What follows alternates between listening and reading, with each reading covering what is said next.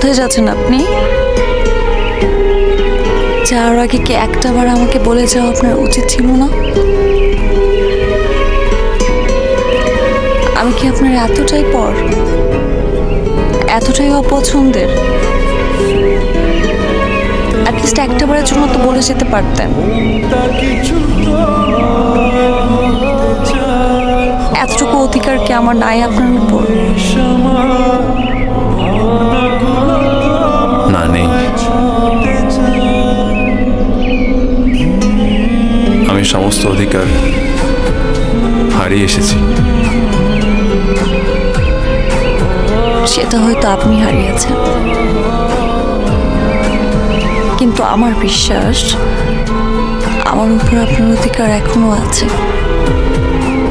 বন্ধুত্বের জন্য আমি সব কিছু ছিন্ন করে এসেছি। কোনো কিছু আর অবশিষ্ট নেই। এই কিসের বন্ধুত্বের দোহাই দিস তুই? বন্ধুত্বের মানে বুঝোস? বন্ধুত্ব কারে কয়? তুই যে আমার সত্যিকারের বন্ধু হইতি, তাহলে তুই আমার সব খুলে বলতি। তুই তো আমার বন্ধুই মনে করস।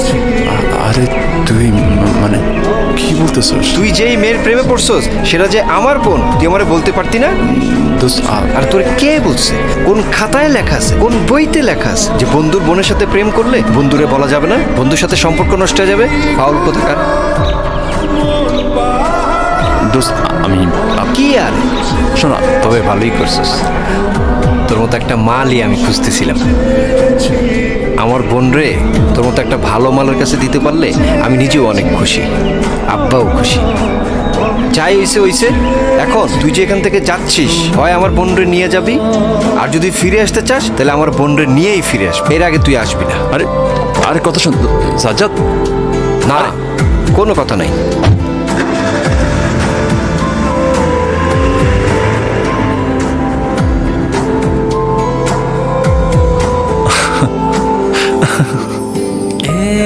কি এখন এই মেয়েটা কি আপনার মনের আকাশে তুমি হতে পারবে?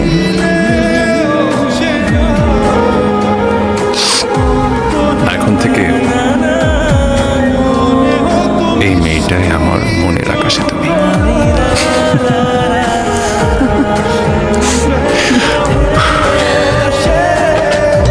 আর একবার যখন বুকে আঁকড়ে ধরেছি,